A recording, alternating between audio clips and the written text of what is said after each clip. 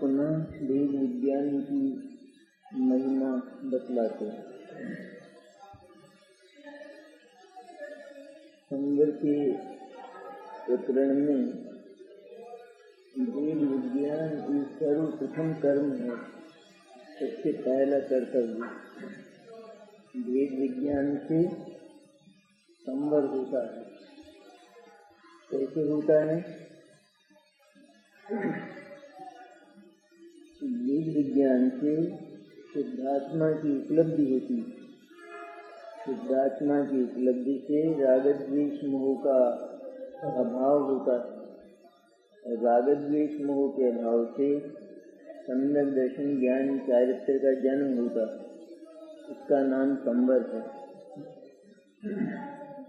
इसलिए इसी भेद विज्ञान की महिमा अब आगे बताते हैं। और भेद विज्ञान सिद्धा सिद्धा ये किल केचन अस्यैवाभाव तो बद्धा बद्धा ये किल केचन। जो कोई सिद्ध हुए हैं वे भेद विज्ञान से सिद्ध हुए, और जो कोई बंधे हैं वे उसी के अभाव से संसार और मोक्ष दो बात, और दोनों परस्पर विपरीत, दोनों के कारण भी परस्पर विपरीत। मुक्ति का कारण है भेद विज्ञान। जो कोई भी सिद्ध हुए हैं वे भेद विज्ञान को उत्पन्न करके ही सिद्ध हुए हैं।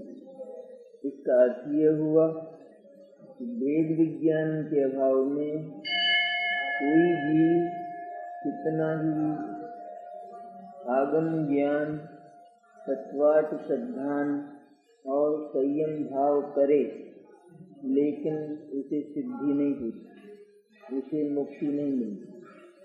और भेद विज्ञान को करके जिसको कोई आगम ज्ञान का विस्तार न हो, तत्वार्थ श्रद्धान का विस्तार ही न हो, और संयम भाव भी जिसको प्रकट रूप में न हो, तो वह जीव मुक्त हो जाता है।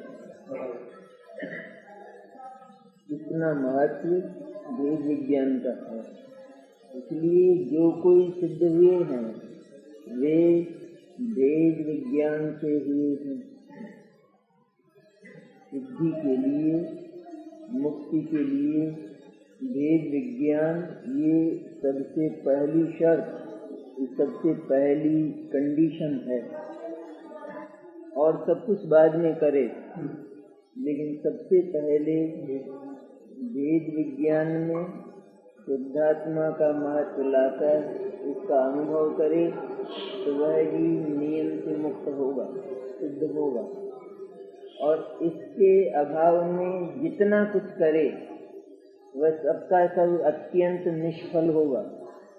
मैंने वहाँ एक भी भाव का अंत नहीं होगा, एक भी भाव नहीं कटेगा। ऐसी नियमबद्ध बात है। जो कोई सिद्ध हुए हैं वे भेद विज्ञान से हुए हैं, और जो कोई बंधे हैं वे उसी के अभाव से बंधे हैं।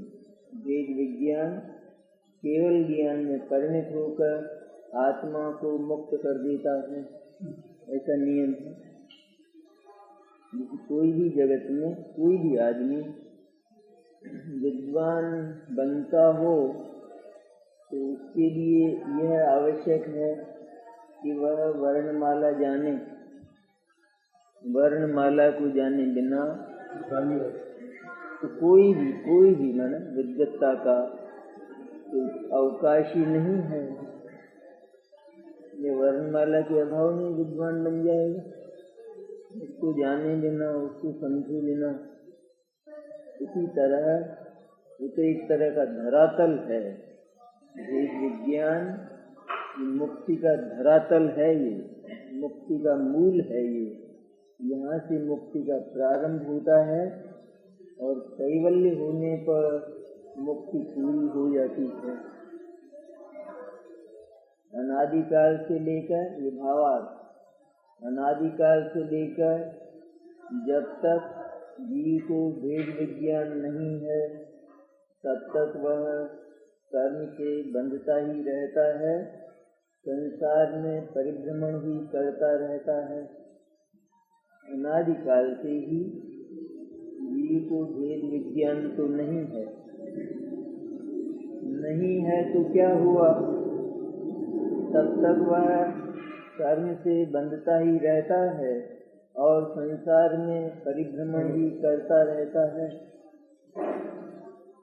जब तक ज्ञान में, सुत ज्ञान में भेद विज्ञान की परिणति नहीं होती तब तक जीव का विश्वास खराब रहता है, तब तक जीव का ज्ञान खराब रहता है और तब तक जीव का आचरण भ्रष्ट रहता है। और ये तीन अपराध जीव को संसार में परिभ्रमण कराते हैं।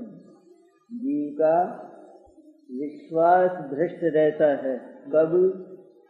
जब तक वेद विज्ञान नहीं होता। क्या भ्रष्टता रहती है विश्वास में? कि वह सिर्फ अपनी सत्ता को तो अपना नहीं मानता और जगत की अनंत सत्ताओं को अपना मानता है। ये विश्वास की भ्रष्टता कोई सामान्य अपराध नहीं। जगत का एक भी परमाणु वो अपना मानने लायक नहीं है। और मिथ्या दर्शन की दशा यह है कि यह जीव जगत के किसी पदार्थ में एक भी पदार्थ को अपना माने बिना छोड़ता नहीं है। ऐसा भयंकर अपराध मिथ्या दर्शन है। ऐसा ही अपराध मिथ्या ज्ञान है और इससे भी भयंकर अपराध मिथ्या चारित्र है। सबको ग्रहण करना चाहता है। ऐसा है कि कर्म बंधने की जो बात है ये उचित है या नहीं? आत्मा को भेद विज्ञान के अभाव में आत्मा कर्म से बंधता है, ये बात अपने को उचित भी लगती है कि नहीं भीतर से? वरना ऐसा ही लगता हो कि आत्मा के अतिरिक्त और सारा जगत तो जड़ है, अचेतन है, तो समझता तो है नहीं, उसको कुछ सुख दुख भी नहीं होता है। तो अगर आत्मा ने उसको अपना मान लिया तो क्या अपराध हो गया? क्या फर्क पड़ गया उसमें? नहीं, कुछ फर्क पड़ गया? और उसने तो कुछ कहा नहीं। उसने तो ये भी नहीं कहा कि जीव मुझे अपना मानता। उसे तो ये भी विचार नहीं आया, तो कोई सुख दुख भी नहीं हुआ उसको जगत के पदार्थ को कि जीव ने मुझे अपना माना और मुझे ग्रहण करने की चेष्टा की, मुझे हड़पने की चेष्टा की। ऐसा भाव तब उस जड़ पदार्थ में पैदा नहीं हुआ। तो जीव इतना अपराधी क्यों हो गया? क्यों हुआ इतना अपराधी है? क्यों हो गया? मान लिया लेकिन उसकी शिकायत नहीं। अपराध का पैमाना ये नहीं होता है कि जिसके प्रति अपराध किया जाए उसको कोई शिकायत है या नहीं। ये अपराध का पैमाना होता है। किसी व्यक्ति ने किसी की हत्या कर दी और वो तो मर गया और पता भी नहीं चला, किसी ने यह तक नहीं कहा कि उसने मारा है, तो अपराधी नहीं हुआ? हो गया अपराधी। इसलिए अपराध का जो पैमाना है वो अपना परिणाम होगा। अचेतन पदार्थ तो शिकायत करते ही नहीं है और उनके भीतर कोई विकल्प की, ज्ञान की, सुख दुख की शक्ति भी नहीं है, गुंजाइश भी नहीं है। लेकिन क्योंकि आत्मा ज्ञान वाला है, समझदार पदार्थ है, इसलिए आत्मा से ये अपेक्षा की जाती है कि वह अनीति न करे, वह अन्याय न करे, क्योंकि उसे सूझता, उसे दिखता है। अंधा किसी से टकराए तो वो दोषी नहीं, लेकिन खुली आंख वाला अगर टकराता है तो वो दोषी है। खुली आंख वाला किसी अंधे को ये कहता है कि अंधा है क्या, अंधा टकराया वो किसको, सूझते को अंधा टकराया, तो सूझता क्या बोला, अंधा है क्या, तब अंधा क्या बोला,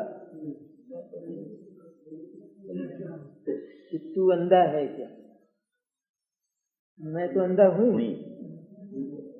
लेकिन तुझे भी सूझता है नहीं, किसको टलना चाहिए था, जो सूझता है उसको टलना चाहिए। तो गलती किसकी वास्तव में, अंधे की। टकराया कौन है, अंधा टकराया, लेकिन गलती क्योंकि वह उसको बचना टल सकता था। इसी तरह जिसे सूझता है, अर्थात जिसके पास ज्ञान है, उसे अपने ज्ञान का सही उपयोग करना चाहिए, और वह नहीं करता है तो उसे 3 प्रकार के कुकर्म होते हैं। एक कुकर्म गलत विश्वास, मिथ्या विश्वास, दूसरा कुकर्म मिथ्या ज्ञान, और तीसरा कुकर्म मिथ्या आचरण, भ्रष्ट आचरण।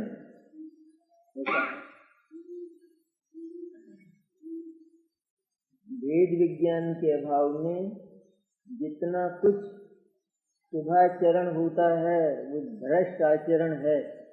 ये कहने की ताकत केवल जैन धर्म में है और किसी में नहीं है। तो कहने के लिए 9 हाथ का कलेजा चाहिए। द्रविड़लिंगी मुनि का जो आचरण है वो भ्रष्ट आचरण है। वो सारी दुनिया की दृष्टि में तो बहुत ऊंचा, बहुत उत्कृष्ट आचरण है, लेकिन वह आचरण सारा का सारा परावलंबी, पराश्रित है।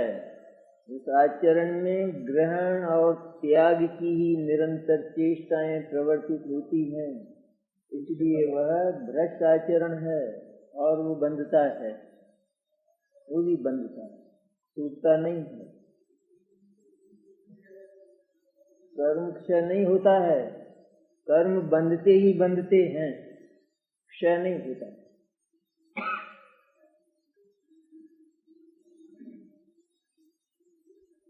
जो रोगी हो ना, बीमार, जो जलोदर का रोगी है कोई, उसे जहर दे दिया जाए तब तो वो मरेगा ही मरेगा, लेकिन उसे अगर बादाम का हलवा खिलाया जाए तो भी मरेगा।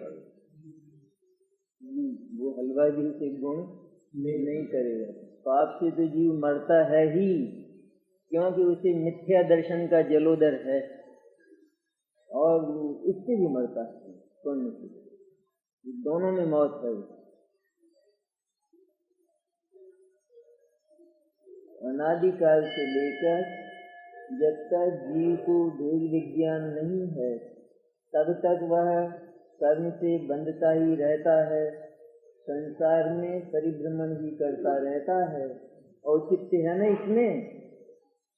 पहली बात क्या है कि जीव इस बात को कम से कम अपने भीतर स्वीकार करे कि जब तक भेद विज्ञान नहीं है तब तक मैं कर्म से बंधता ही रहता हूँ और संसार में परिभ्रमण करता ही रहूँगा। यह बात जीव भीतर से स्वीकार करे तो उसमें थोड़ा ईमान धर्म आया और तब उसको भेद विज्ञान हो सकता है, अन्यथा तो नहीं होगा।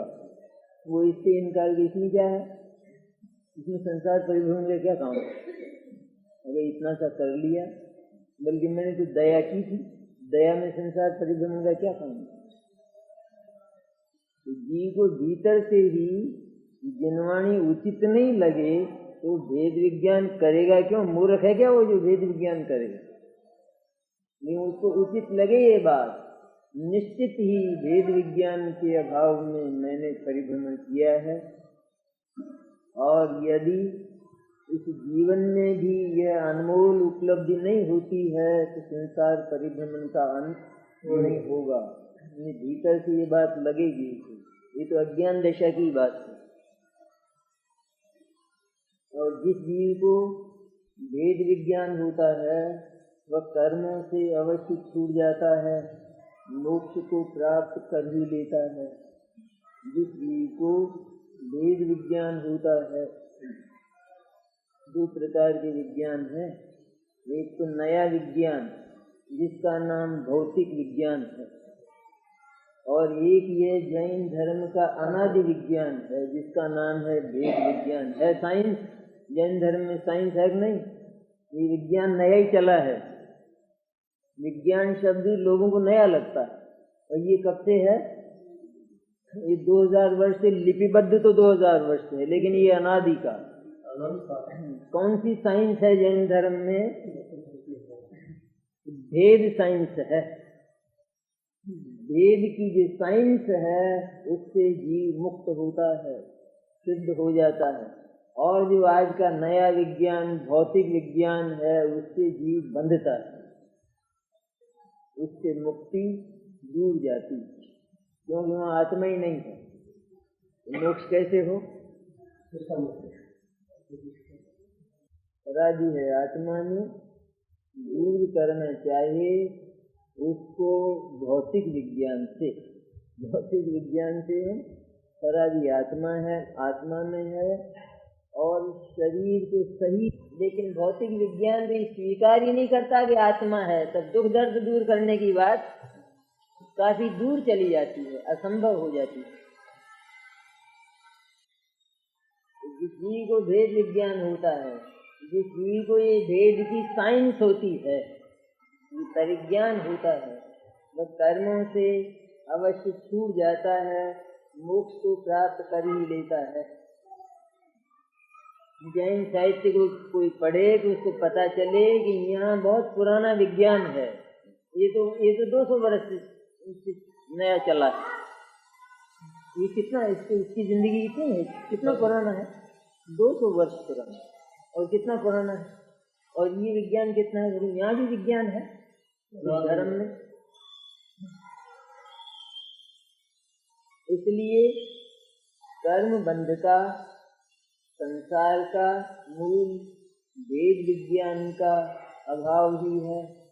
केवल एक ही बात है कि संसार का जन्म होता है, फिर संसार बढ़ता है, और फिर संसार सुरक्षित रहता है। इसका सिर्फ एक कारण है कि जीव को भेद विज्ञान का अभाव रहा है, और मोक्ष का पहला कारण भेद विज्ञान ही है। अब जब भेद विज्ञान हुआ तभी संसार की जड़ समाप्त हुई, और अब जितना कुछ संसार देखा जाता है ये निश्चित रूप में क्षीण हो जाएगा, इसका क्षय हो जाएगा, ये रहने वाला नहीं। तो इसलिए कर्मबंध का, संसार का मूल भेद विज्ञान का अभाव ही है, और मोक्ष का पहला कारण भेद विज्ञान ही है। किसी रुई के गोदाम में आग लगाना हो तो जरा सी दिया सिलाई छोड़ दो बस, और ज्यादा कुछ उसमें अंगारे लाने की आवश्यकता नहीं होती, सारी राख हो जाती है। इसी तरह संसार के गोदाम में आग लगाना हो तो भेद विज्ञान की दिया सिलाई लगा देना, उसके बाद कुछ करना नहीं है ना। वो दिया सिलाई उस सारे संसार को खाक कर देगी, राख कर देगी, ऐसी इसकी शर्त है, इसकी गारंटी है ऐसी वेद विज्ञान। वेद विज्ञान में संपूर्ण संसार को आग लगाने की ताकत है, आग लगाकर उसे राख कर देने की ताकत है वेद विज्ञान में। तो सामान्य शक्ति तो नहीं है। और कोई ताकत है जो संसार में आग लगा दे? और तो आग लगाएगा तो बुझा दी जाएगी, ये आग बुझती नहीं है। चाहे इसमें कितना ही पानी डाला जाए या और कितना ही प्रयत्न किया जाए, वेद विज्ञान के द्वारा लगाई गई जो दिया सिलाई है वो बुझती नहीं है, वो तो संसार को राख करके छोड़ती, उसका अभाव करके छोड़ती। इसलिए कर्मबंध का, संसार का मूल भेद विज्ञान का अभाव ही है और मोक्ष का पहला कारण भेद विज्ञान ही है। भेद विज्ञान के बिना कोई सिद्धि को प्राप्त नहीं कर सकता। इतना सुनिश्चित ऐसी गारंटी देने वाला धर्म नहीं मिलेगा। और जगह तो ऐसा कहेंगे, ज्ञान और भक्ति में कोई भेद नहीं है, ज्ञान से भी मोक्ष होता है और भक्ति से भी। ये महान भक्त कवि तुलसीदास ने कहा, ज्ञान ही भक्ति नहीं कछु भेदा, उभय हरें भव संभव छेदा। ज्ञान में और भक्ति में कोई भेद नहीं है, दोनों ही भव से पैदा होने वाले कष्टों का हरण कर लेते हैं, चाहे भक्ति करो अथवा ज्ञान करो। ये दर्शन क्या कहता है? ये दोनों दुश्मन हैं, ज्ञान और भक्ति। एक भव को पैदा करती है और एक भव का क्षय करता है। जो भव की परिभाषा नहीं समझे तो भव का क्षय कहाँ से?